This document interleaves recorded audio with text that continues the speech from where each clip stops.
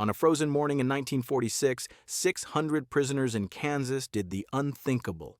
They began a hunger strike not to escape their cells, but to protest being set free.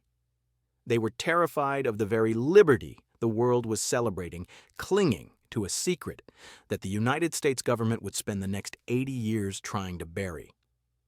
On February 12, 1946, a heavy, unidentifiable tension filled the mess hall at Camp Concordia. Typically, breakfast was a loud affair, a chaotic symphony of clattering metal trays, the rhythmic scraping of forks, and the low, guttural hum of various Japanese dialects. That morning, however, the silence was absolute. It was a silence so heavy, it felt like a physical weight pressing down on the shoulders of the men in the room. 600 men sat on wooden benches, their backs perfectly straight, their eyes fixed forward with a haunting, singular intensity. Before them lay plates of scrambled eggs, fresh bread, and steaming coffee, luxuries that had essentially vanished from the scorched landscapes of the outside world. The steam rose in thin, ghostly spirals toward the rafters, yet the men did not move. They did not look at the food. They did not look at each other. Outside, the brutal Kansas wind whipped against the corrugated metal of the barracks, a reminder of the desolate, frozen prairie that surrounded them. But inside, the American guards were witnessing a historical anomaly. These were not men rebelling against the cruelty of their captors. They were not protesting bad food, harsh labor, or mistreatment. They were protesting the very thing every soldier is supposed to pray for, the order to go home. Kaido Tanaka, a former Imperial Army soldier who had spent the last 3 years picking sugar beets and learning the cadence of American life, stood up slowly. His boots made a sharp, echoing sound on the concrete floor. His voice, now carrying the lilt of a Kansas accent mixed with his native tongue, cut through the silence like a blade. He announced to the camp commander, Colonel Francis Howard, that the men would not eat until they received a guarantee that they would not be sent back. Colonel Howard stood in the doorway, his silhouette framed by the harsh winter light. In his hand was a crumpled telegram from the War Department in Washington, District of Columbia. It was General Order Number 12. In the history of warfare, such an order was supposed to be a message of peace, a directive to return every foreign prisoner to his homeland so that the wounds of conflict could begin to heal.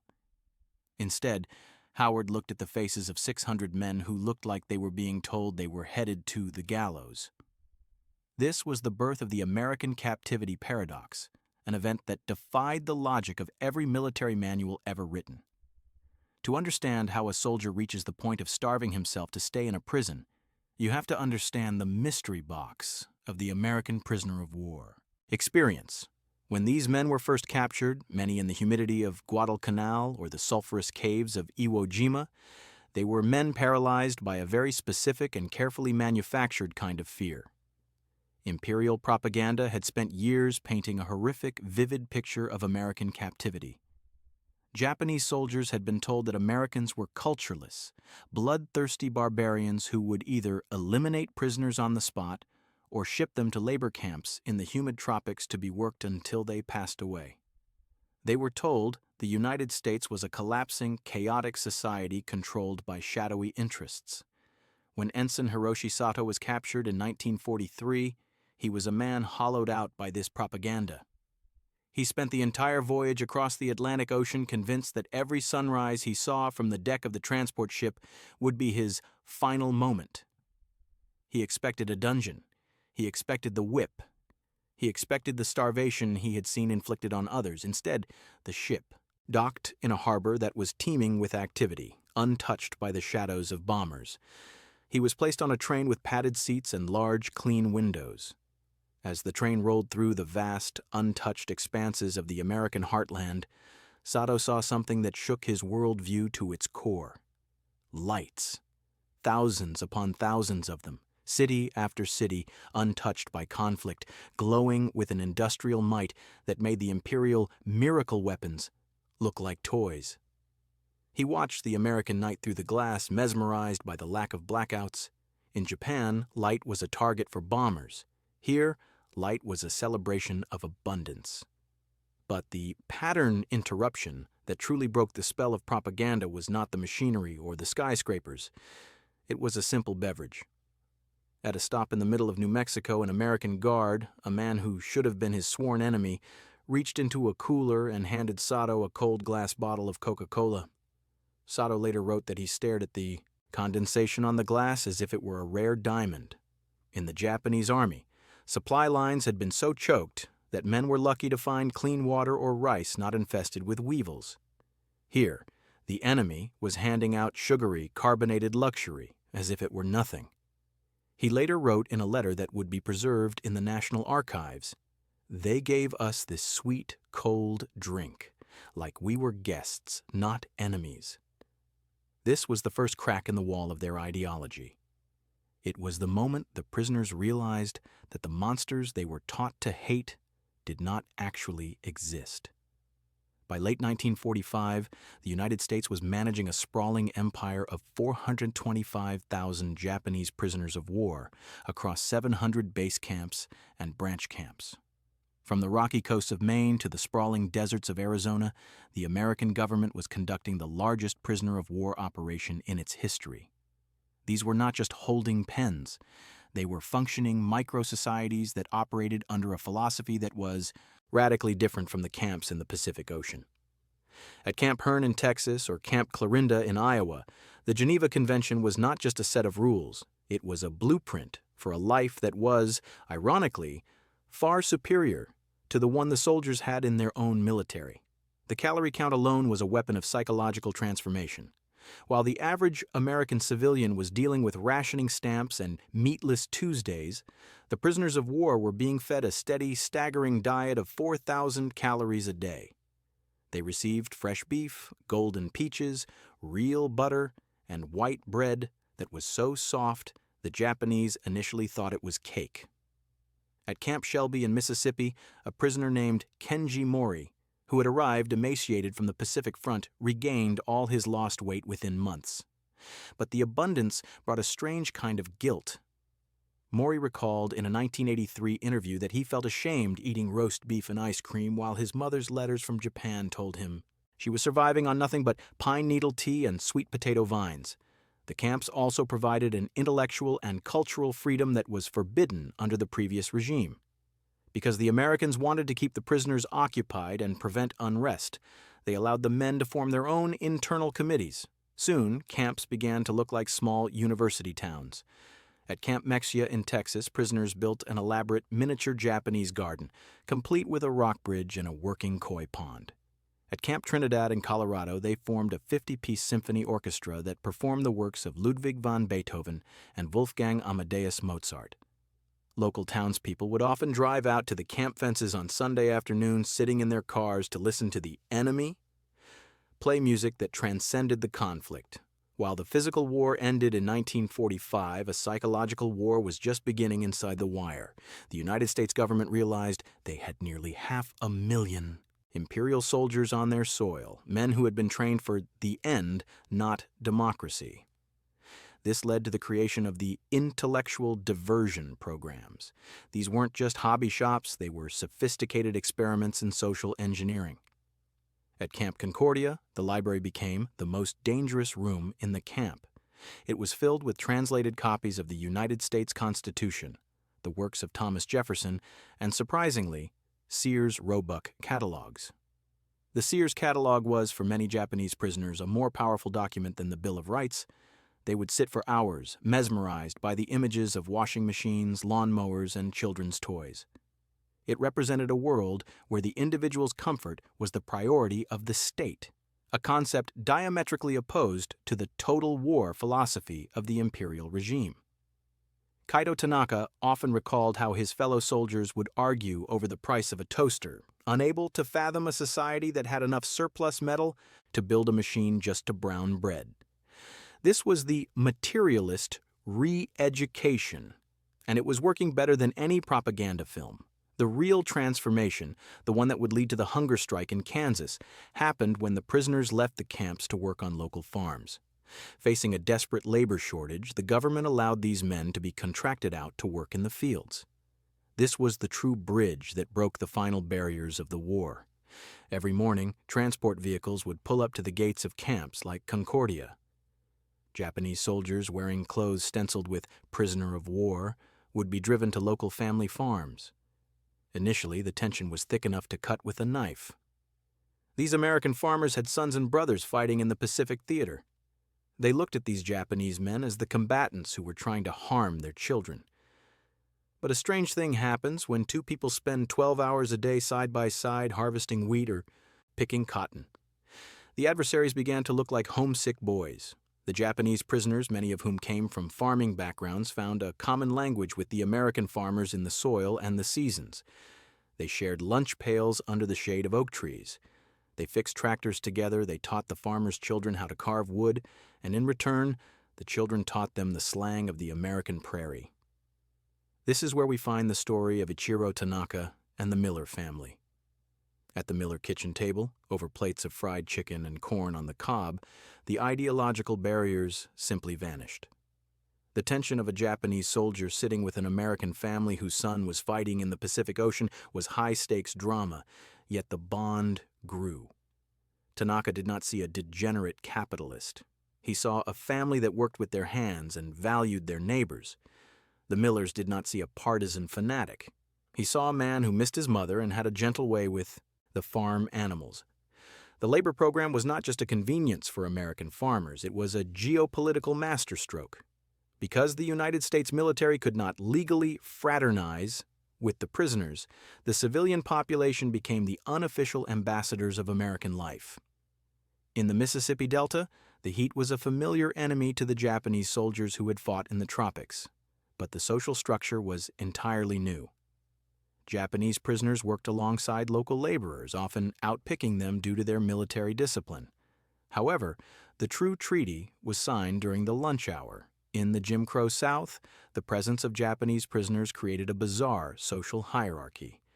These former enemies were often given more respect and better facilities than black American citizens, a hypocrisy that was not lost on the more educated Japanese officers.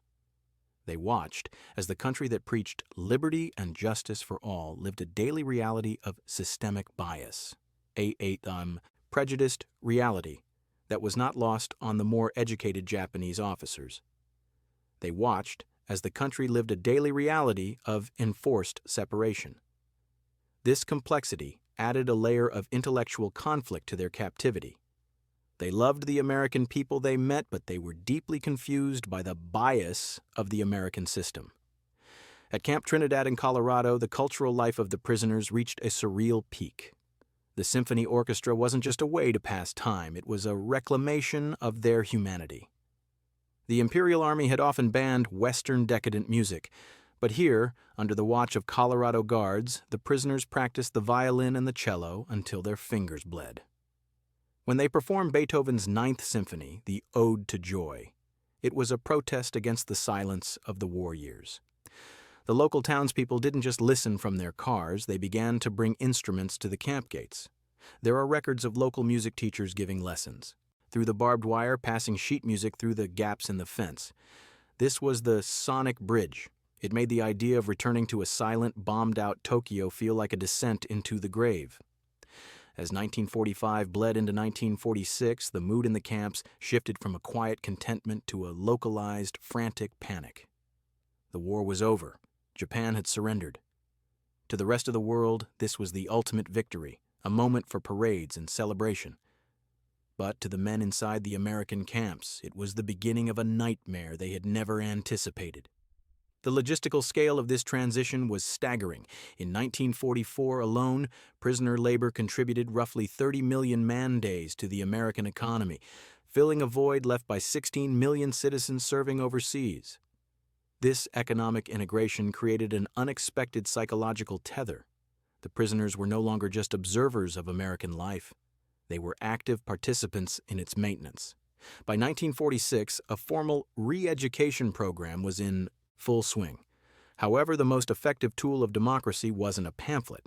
It was the documented 90% favorable opinion prisoners held toward their captors due to the standard of living they enjoyed. While the United States Army spent only about 12 cents daily on prisoner rations, the resulting 4,000-calorie diet was nearly quadruple what civilians in occupied Japan were surviving on. This disparity fueled the terror of return. Letters began to trickle into the camps from Japan, and the news was nothing short of apocalyptic. The Japan these men had left behind no longer existed. It had been replaced by a landscape of ash and bone. Tokyo was a mountain of rubble. In cities like Osaka and Hiroshima, people were surviving on nothing but pine needle tea and sweet potato vines. But there was a darker, more localized fear involving the occupation zones. The stories of treatment in other international camps were whispered through the barracks at night, starvation and the total vanishing of millions into labor camps. The choice for the prisoners became a binary choice of survival. On one side was the Kansas prairie, 4,000 calories a day, and a community that had begun to treat them like human beings. On the other side was a cemetery masquerading as a country, where they would likely starve or be snatched by a police state. This is why, on January 18, 1946, the petitions began to flood the mail. At Camp Hearn, 412 men signed a document addressed to President Harry Truman. It was a plea written in careful, respectful English. They were begging for the right to stay in prison. They offered to work as laborers, to be stripped of their pay, to remain behind barbed wire indefinitely, anything as long as they were not forced back to the ruins of Japan. The refusal to eat at Camp Concordia was not an isolated incident. It was the spark that ignited a chain reaction across the entire camp system. When word got out that the men in Kansas had folded their arms and turned their backs on the mess hall, similar protests erupted in Oklahoma, Texas, and Louisiana. It was a rebellion that made no sense to Washington. They had expected the prisoners to be pounding on the gates to get out. Instead, the prisoners were barricading themselves in. The ticking clock was loud. The ships were already scheduled. Colonel Francis Howard found himself in an impossible position. He knew their names. He had seen them play soccer and study English. In his private reports, he noted a profound psychological shift in the camp. The men were not angry. They were terrified. The hunger strike was their only weapon against the calendar. The hunger strike lasted for days. The physical toll began to show on the faces of men like Kaito Tanaka. Their cheeks hollowed, their eyes became sunken and glassy. But the resolve remained. They were sending a message to the world. We would rather end our own lives here as free-thinking captives than return home as broken men in a broken land. The American guards found themselves struggling with their own conscience. Some guards began to sneak extra food into the barracks, not out of malice, but out of a strange, growing empathy. One guard, Private James Morrison, wrote in a letter home, "I joined up to fight the enemy. I fought them in the Pacific Ocean. But the men I'm guarding now, they don't look like enemies. They look like my neighbors back in Ohio. How am I supposed to force them onto a boat back to a place that doesn't exist anymore?" The rebellion forced the War Department to pause. For a few brief weeks in the spring of 1946, the fate of these 425,000 men hung in the balance. There were debates in the halls of Congress. Some argued that the United States should grant the prisoners a special laborer status, allowing them to stay and help rebuild the American economy. But the political climate was too fragile. The war had just ended, and the public was not ready to welcome former enemies as permanent residents. While the hunger strikes raged in the camps, a second, quieter battle was being fought in the courtrooms. Prisoners were using the very money they had earned picking cotton and sugar beets to hire local American attorneys. Using the wages of their captivity, they were funding a legal challenge to their own liberation. In Mississippi, a young lawyer named Robert Hutchinson took on the case of a group of prisoners from Camp Como. He realized the depth of their transformation. He argued that under the principles of American democracy, these men had a right to seek asylum. Hutchinson's brief was a radical document for 1946. He wrote, "These men have been re-educated not by books, but by the soil of this nation. To send them back to a land currently under the thumb of various occupation forces without their consent is to betray the very liberty we claim to defend." The State Department's response was swift and cold. They argued that the Geneva Convention of 1929 was clear. Prisoners must be returned without delay after the cessation of hostilities. This was designed to prevent countries from keeping prisoners as forced labor. The prisoners were essentially being traded for the sake of international optics, pawns in a Cold War that hadn't even officially started yet. In the final weeks at Camp Hearn, a strange economy emerged. The prisoners knew they couldn't take their camp script or American currency back with them. They began a frantic process of Americanizing their memories. They bought every piece of American clothing the canteen would sell. They traded hand-carved ivory for American tobacco products, not to smoke, but to keep as artifacts. One prisoner, a former engineer named Kenzo Oda, spent his final month building a miniature model of the Kansas farmhouse where he had worked. He used matchsticks, scrap metal, and dirt from the field. He told a guard that he wanted to show his children that peace has a shape. When the order came to pack, the guards had to inform the men that such items were contraband. Oda was forced to destroy his model under his boot before boarding the truck. It was a symbolic destruction of the life they had built in the shadow of the wire. The summer of 1946 was the longest season of their lives. The repatriation orders were finalized. The ships were waiting at the ports of New York and New Orleans, Louisiana.